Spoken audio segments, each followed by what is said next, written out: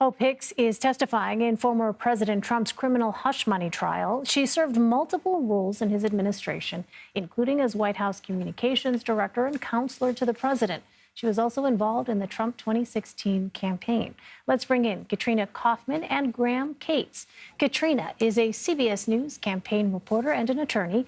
Graham is a CBS News investigative reporter who was in the courtroom this morning. Welcome to you both. Graham, let me start with you. What did we hear and what have we heard from Hope Hicks so far? Hope kind of walked prosecutors and the jury through her experience with the 2016 Trump campaign, starting with being brought on as press secretary and thinking that when Trump told her she was going to do that it was a joke. And at the time, it was just her and Trump crafting responses to the media as his nascent campaign was developing. But then she was asked to describe conversations where she overheard Trump on speakerphone talking to former National Enquirer publisher David Pecker, and describing how he would congratulate Pecker on stories in the National Enquirer about Trump's political opponents. And then they moved on to some of the more famous things from that 2016 campaign, including how the campaign reacted to the release of the famous Access Hollywood tape.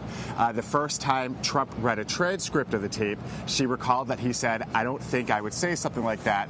But by the time the video actually came out later that day, everyone involved, she said, recognized it as a potentially seismic moment for the campaign. Potentially seismic moment. Interesting. Well, Katrina, how significant is Hope Hicks' testimony? She worked so closely with the former president, and also on the campaign, as Graham pointed out.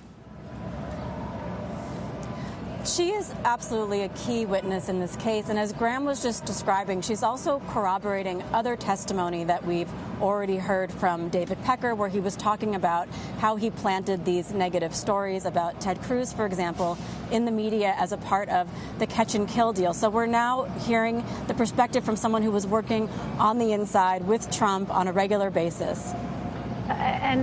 Graham, take us inside the courtroom. I mean, you were there during this as it unfolded. Give us a sense of what it was like. What was Donald Trump's reaction as Hope Hicks testified? Trump watched her really closely. You could tell that, at least on Hope's side, that there is still some respect there. She talked frequently about how she described him as better at communications and marketing than anyone, about how she was working for him because she respected his ability in business. And she largely seemed to speak positively about her time working for his campaign and for him. And he was really intently watching her, kind of nodding along occasionally. There were no, there was none of these moments where he's shaking his head at any of the things she's saying.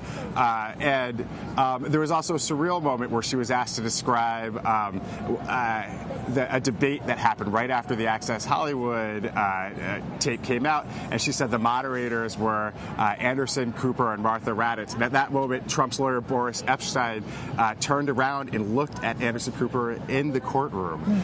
So there are these things that you would never see in any other criminal trial. Surreal to hear it described, Graham. I can't imagine actually being there as you were. Katrina, let me ask you, as a lawyer, as you're watching this case unfold, I wonder if you could give us a sense of sort of the broader strategy here on the part of the prosecution that seems to be unfolding. I mean, you touched on it a moment ago. And also during questioning here, from the defense team's perspective, with a witness like Hope Hicks, what is likely to be the approach there? I think with Hope Hicks, as Graham was saying, she seems to be a witness that, similarly to Pecker, is more favorable to Trump, not necessarily in her testimony, but there doesn't seem to be the kind of antagonism between them that there was with Keith Davidson, for example. But I do think that the defense will try to reframe the narratives of what she's saying. You know, for example, she was supposedly part of a 2015 meeting with David Pecker and Michael Cohen. Pecker said she was in and out, so they might try to say that she was missing a lot of the context of that meeting with whatever she overheard during it. And I think in general we're seeing a progression of the prosecution's case. They started with David Pecker, who was a critical witness for establishing the broader alleged catch and kill scheme related to Stormy Daniels and Karen McDougal. And then we had some smaller witnesses that brought in very key testimony audio recordings, social media posts, other things that are just corroborating all of the other testimony that we're hearing, followed by Keith Davidson, the person who was the lawyer for both Stormy Daniels and Karen McDougal when these deals were made. And now we're getting Hope Hicks, who was really on the inside and can link Trump more closely to this narrative. All right, we know you'll continue to watch it. Katrina Kaufman and Graham Cates for us. Thank you both.